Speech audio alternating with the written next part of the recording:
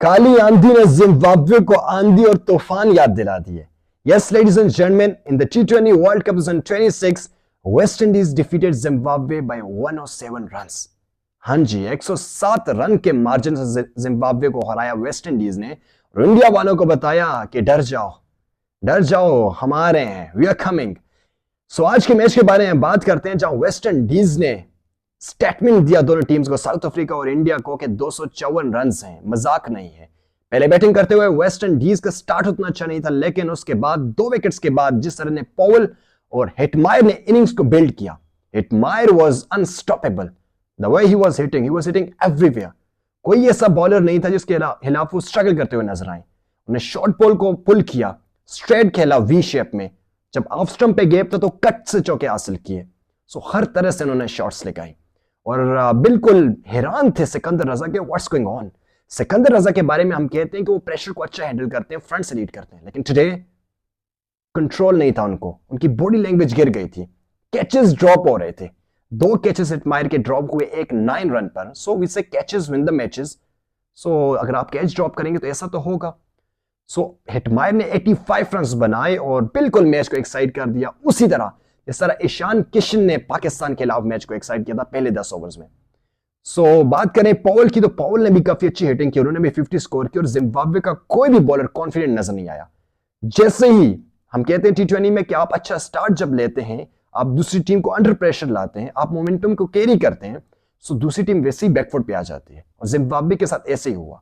जो भी बॉलर आता था स्टार्ट से पहले 2 बॉल पे हेटमायर या पॉवेल उनको बाउंड्री लगा लेते थे, उसके बाद वो बिल्कुल प्रेशर में आ जाते थे, उस तरह डिलीवर नहीं कर पा रहे थे। हालांकि मजरा अब्बानी या नगराबा, हम बात करते हैं उनकी अच्छी हाइट है, वो अच्छा बॉल उनका कैरी होते हैं और ऑफ द पिच निकलता है, लेकिन टुडे वो भी एक्सपेंसिव रहे और 40 से ज्यादा रन दोनों को पड़े।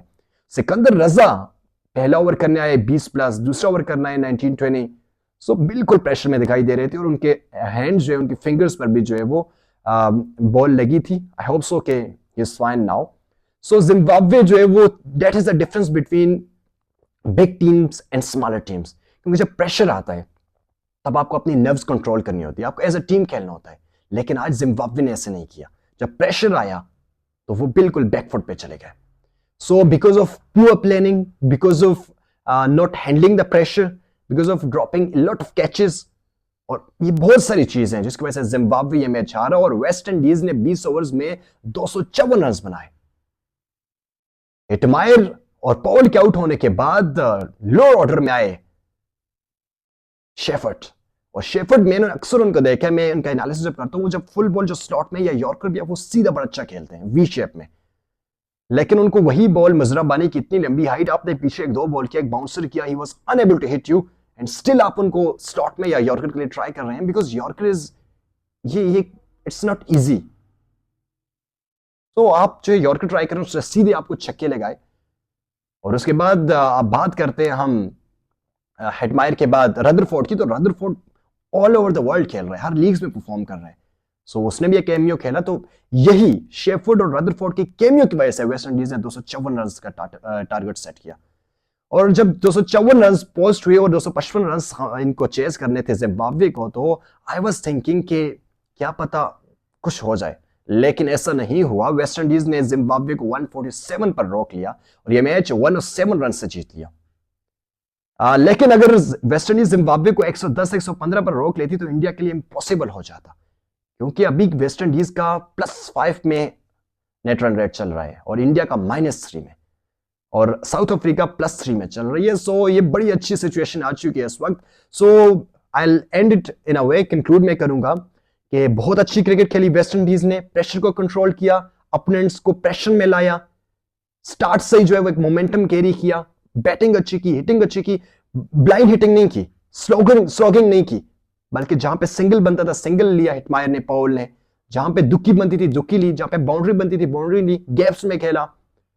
सो ये सारे जो है वो मॉडर्न डे टैक्टिक्स के हिसाब से या स्ट्रेटेजीज जो होती हैं वो पूरी वो क्रिकेट खेले, प्रॉपर क्रिकेट खेले, प्रॉपर शॉट्स खेले।